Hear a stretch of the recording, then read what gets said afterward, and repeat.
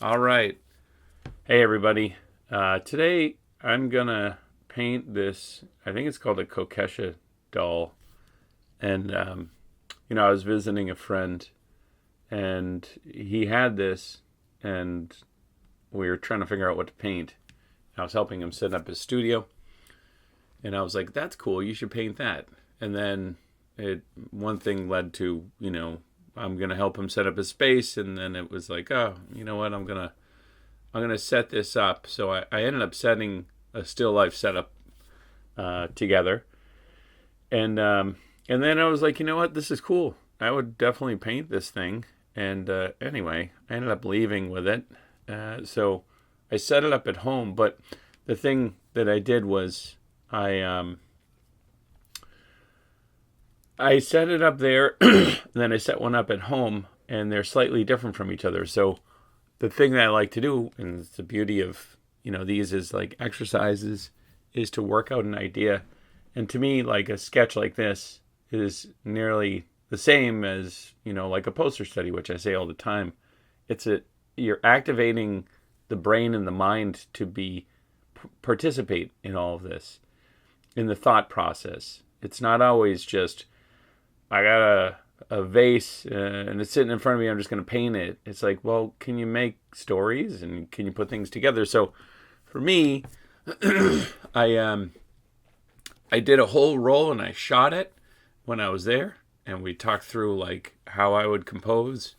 And then by the time I got home, I had ideas that were slightly different. So anyway, keep that in mind, that the exploration of these forms. That's why when people ask me, what should I paint, or the paint along kind of idea, it doesn't make any sense to me, because you need to be active in the pursuit of thought in this. And like, how are you going to work out your ideas? This is it right here.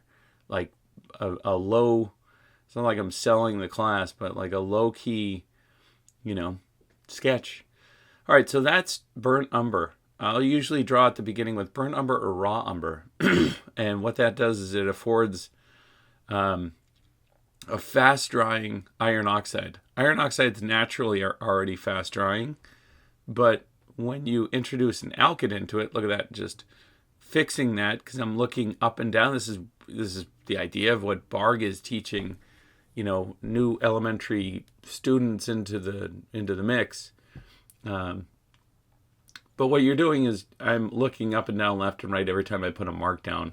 And that I can't stress that enough. Like, this is not about gridding and tracing photos and making things color like a paint by number for adults.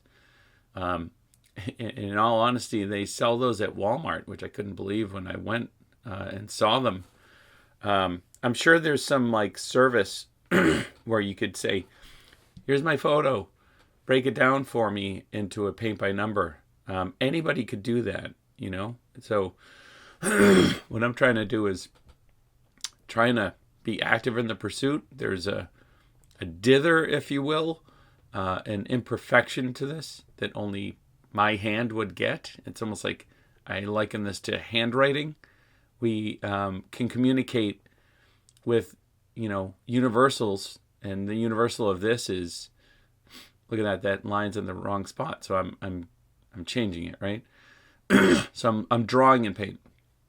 The universal of this is that there's a silhouette of this that would be a Kokeshi doll, whether or not I have all the details or not. And it's a fantastic exercise, all of this, in considering just how much detail do we need to make this thing the thing. Now, look at how even abstract that is, that reads right there as a Kokeshi doll. If I stopped, that would be an excellent exercise in abstraction. So if you need to, do grisailles like this. Do them in your sketchbook. The problem that happens, I think, is that, and I'm guilty of this as well, that we're like, oh my gosh, that's a great drawing. I did a great drawing. The thing you want to get into is to be able to get a good drawing 90% of the time. And that's just a number I'm throwing out there. But more times than not, I should say, because I don't want to put a number out because somebody would fact check a number. More times than not, you want to be able to kind of nail your drawing so that you get into a mode that you're always like, you're so well trained that you can always get a good drawing to a degree. I can take this and I can push it, and I'm going to clean it up. You can see that the right side of the kimono feels a little imbalanced on the left. I will come around to that. What I'm doing right now is I'm resetting my eyes. And the reason why I jump in with the raw umber at the beginning is just jump in with the drawing. It's the most important part of this whole painting process. Now I'm putting colors out. That was Prussian blue. I put out ivory black. I have burnt umber out. That's a thing called permanent orange, which I don't particularly like. I like the color of it, but I don't like that it's, look at that. And then now I'm warming up, and now I see like, oh, I forgot the the ribbon at the top. But the thing with these colors that, Winsor Newton has, mostly for their Griffin line, they're all modern pigments. They're all transparent. There's a blessing and a curse involved in like using them. I like them. At the same time, I don't like them.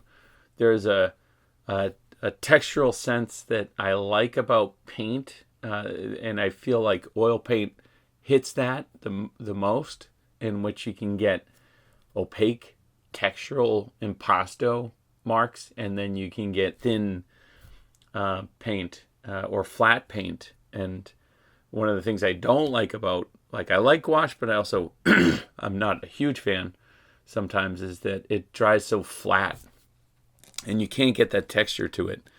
So there's a textural element to oil painting in which I love, and I can get impasto and I can play with the marks and I can make them visible. It's actually something, the visual prosody, when I look at the work of Sargent or Cecilia Beau, there's like a poetic expression of the thing. To me, it's like art moved towards expression once photography came around, because I think even De La Roche said we don't have to do those silly portraits anymore. So for me, I'm trying to be active. Look at that. That's Yellow Ochre by Griffin. And I can't squeeze it out of the tube. That's the curse of these, alkyd-based paints. It is dried in the tube. I can't get it out. So I got to dig that out later. However, what do I have in my toolbox or paint box that's similar? I've got Yellow Ochre, and I also have, that's Raw Sienna. Raw Sienna is it almost looks identical when you look at those two together, but one is a little bit more darker and more orange, depending on the brand that you get. So now I'm going into, I've warmed my eyes up and I'm putting out colors that, the background looks like it's neutral, but it's not truly neutral, and I'm not going to go measure it. I think it leans a little bit towards green, and therefore I'm going to test my mixture. This is why when people ask me about like Munsell notations and, what's the color of the background, it's like, what color do you think it is? That's why it's like we have to be active in the pursuit here. It can't just be, oh, that's blah. We're all going to come to a mixture, and perhaps they're all going to be slightly different, but that's the beauty of them. So that is, I think it's olive green that I added. Their olive green is a convenience mixture, and what that is a couple pigments added together to give you a low chroma gray-green, in that space. If I painted it just gray, that'd be boring, in my opinion. I'm not going to go match it to something. I'm not going to hold a device up to find out what it is. And sadly, I put that in the Artist Still Life. Is like, you could do this if you want to. It's not what I do. And I think there's a lot of things in that book that have maybe given the wrong impression that I do all that stuff. But I'm more of like, that book was about showing that you can, if you want to, do things and nail it. I'm not ever after that. All right, so here's just black. Right, black is boring. Black would be like, what's the color of her hair? And, the layperson would say black. There's much more variation in there. I'm actually more for form. So I'm using a little of the background to go lighter because it's lighter in hue, value, and chroma. And therefore, if I mix that with the black, I can get a variation, and I can kind of, I'm not going to say this as a statement because I'm sure there's some time when it wouldn't be true, but if I use that, it kind of unifies it because it feels like it sits in the same color space. And therefore that low chroma background neutral green and that black are going to, unify them in a sense. And that's really what even reflected light does, unifies. All right, so the highlight on there feels like it had just a pop of blue, I think, around the edges. A highlight is just a reflection of the light source. And basically just kind of taking that and adding it to it. There's a lot of reflection from the environment into the glossy hair, which kind of looks like a helmet. And the beautiful thing about this too, which is what I love, and this is why I like poster studies for me. This is the same as a poster study, by the way. If anyone's ever taken a class, and sometimes people ask me what's the definition of this versus this. It's like it's whatever you want to. It's generally like you can sketch to warm yourself up to the object. You could do a study of it by figuring out the pictorial version of it. You could do a composition. Again, a couple different things would hit all of those things. But how are you warming yourself up to this? I feel like without this exploration, that's where, people say like, what's the background color? Give me the Munsell notation or something like that. And it's like, no, that's what this whole thing is right here for artists. Like, you're figuring it out. That's what the palette is for. The palette is a place to test your mixtures out. And then from there, you place it in the picture and see if it works. It's not an exercise in like just the copy.